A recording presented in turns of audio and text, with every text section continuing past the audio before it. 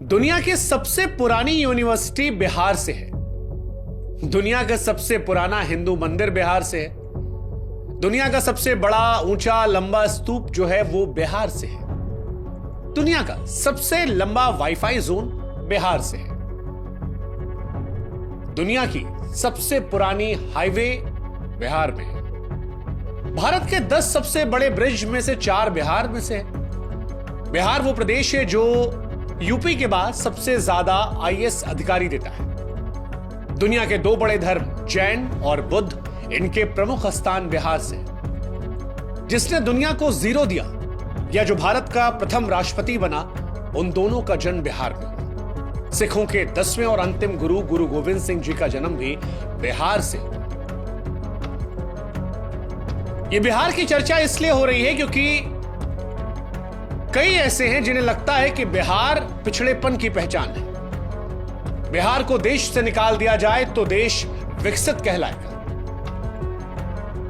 इस देश में इन मैडम के जैसे कई लोग हैं जिन्हें बिहार से घिन आती है, जिन्हें बिहार से शर्म आती है। और ऐसे में हमें लगा कि हमारे देश के एक महत्वपूर्ण प्रदेश बिहार के बारे में आज लोगों को रूबरू कराएं। नमस्कार, मेरा नाम शुभांकर है और मैं उत्तर प्रदेश का रहने वाला हूं। लेकिन आज मैं आपको बिहार की कहानी सुनाऊंगा, बिहार के इतिहास से रूबरू कराऊंगा, बिहार के वर्तमान के बारे में आपको बताऊंगा। और वो तमाम लोग जिन्हें देश में बिहार के नाम से घिन आती है, बिहारियों को देखकर शर्मिंदगी महसूस होती है या बिहार को वो पिछड़ेपन की नजर से देखते हैं, उन्हें आज ये वीडियो जरूर भेजिएगा।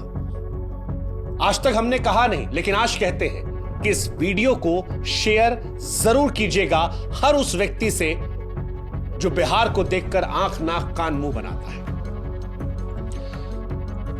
यह मोहतरमा शिक्षिका है, टीचर, और किसी अरे गहरे नत्थु खैरे स्कूल की टीचर नहीं है। मैडम केंद्रीय विद्यालय की शिक्षिका है। लेकिन मैडम की जब भाषा हमने सुनी तो बड़ी शर्मिंदगी हुई कि कैसे धारा प्रवाह ये बिहारियों को गाली दे रही है। मेरे से क्या दुश्मनी थी? मुझे इंडिया के वर्स्ट फकिंग रीजन में पोस्टिंग दे दी। मेरे को गोवा दे देते, कहीं भी दे देते, उड़ीसा दे देते, कोई दिक्कत नहीं थी मुझे। I am not kidding, the situation of Bihar is actually, it is not even hyped up, it is and Bihar is just have no civic sense, not even kidding. सच कहे तो हमको नहीं मालूम है कि ये मैडम क्या पढ़ाती है, लेकिन जितना हमने इनको सुना, जिस हिसाब से बिहार को ये गाली दे रही थी, उस हिसाब से एक बात तो साफ थी कि बिहार को लेकर इनकी मानसिकता कुंठित है। बिहार को लेकर इनके मन में बेपनाह नफरत है। मैडम अपने वीडियो में बिहार को जबरदस्त तरीके से कोस रही थी, और ऐसा इसलिए कर रही थी क्योंकि इन्हें बिहार में पोस्टिंग दे दी गई।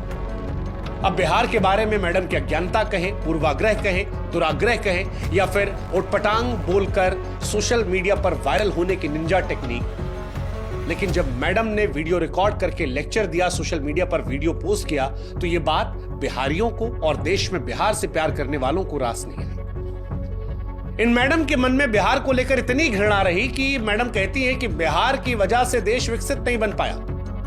बिहारियों को तो सिविक सेंस है ही नहीं। Bihar is just have no civic sense, not even kidding. जिस दिन बिहार को देश से हटा दिया जाएगा, इंडिया ऑटोमेटिक डेवलप्ड कंट्री बन जाएगा। आसान शब्दों में कहे तो मैडम कहना चाहती थी कि देश का सबसे घटिया, सबसे पिछड़ा क्षेत्र बिहार है। फिलहाल मैडम, जिनका नाम दीपाली शाह है, उन्हें सस्पेंड कर दिया गया है। लेकिन सस्पेंड उस सोच को करना है, और आज इस वीडियो के माध्यम से उस सोच को हम सस्पेंड करेंगे। उस सोच पर हम प्रहार करेंगे जो बिहारियों को घिनौनी, गंदी, पिछड़ेपन की नजर से देखता है। इसलिए आज मैडम, हमारा आपको जवाब है। हमें नहीं मालूम मैडम कि आपने बिहार के इतिहास को कितना पढ़ा है, लेकिन आज हम आपको और आप जैसों को जो बिहार को पिछड़ा सोचते हैं, उन्हें बिहार से रूबरू कराते हैं। मैडम, आप जानती हैं, प्राचीन काल में बिहार जो है वो विशाल साम्राज्यों का गढ़ रहा है। शायद आपने मौर्य साम्राज्य के बारे में सुना हो, आप तो टीचर हैं। गुप्त साम्राज्य के बारे में सुना हो, शायद आपने चंद्रगुप्त मौर्य, समुद्रगुप्त, चाणक्य के बारे में सुना हो, शायद आपने पाल साम्राज्य के बारे में सुना। अच्छा चलिए, नहीं सुना कोई बात नहीं, आप तो शिक्षिका है ना, नालंदा विश्वविद्यालय के बारे में तो जरूर सुना होगा। क्योंकि एक जमाने में पूरी दुनिया को नालंदा ही शिक्षित करता था।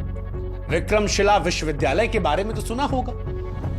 बौद्ध शिक्षा के प्रमुख केंद्रों में से एक था, जहां पर तंत्र, विज्ञान, धर्म और दर्शन पढ़ाया जाता था।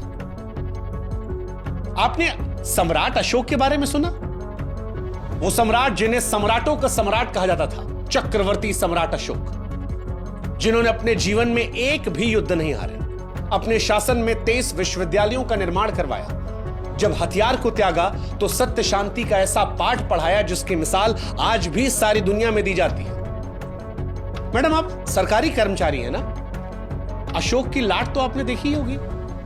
मतलब जानती है उसका मतलब होता है सच हमेशा जीतता है। इसकी ताकत इतनी है कि अगर एक साधारण से कागज पर यह लग जाए तो उसका महत्व बढ़ा देती है, क्योंकि यह संवैधानिक पद और संविधान की ताकत को दिखाती है।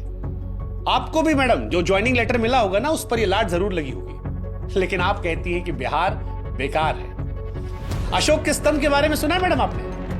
भारतीय उपमहाद्वीपों में फैले अखंड स्तंभों में से श्रृंखला है जिसे सम्राट अशोक ने बनवाया था, और ये उसी बिहार में है, उसी बिहार में जिसके बारे में आप कह रही थी कि सिविक सेंस नहीं है। मैडम, ये बिहार ही है जिसके संस्कृति का लोहा पूरी दुनिया मानती है। यही की भोजपुरी, मैथिली, मगही, तिरहुत और अंग संस्कृतियों का मिश्रण है। मधुबनी पेंटिंग के बारे में मैडम जानती है? इसी बिहार की है। चलिए बाकी सब छोड़ दीजिए। आजकल बड़ी चर्चा चल रही है मखाना को लेकर। हमारे देश के प्रधानमंत्री मोदी जी ने भी कुछ दिन पहले कहा था कि मखाना जरूर खाया कीजिए। मैडम, क्या आप जानती हैं कि सबसे ज्यादा मखाना जो है वो बिहार में होता है और पूरी दुनिया में यहीं से जाता है?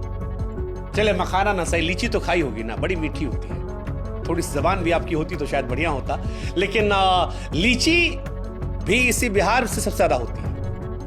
आपने मुंह उठा के बिहार को कोसना शुरू कर दिया, लेकिन काश कि बिहार के बारे में थोड़ा सा आप पढ़ लेते।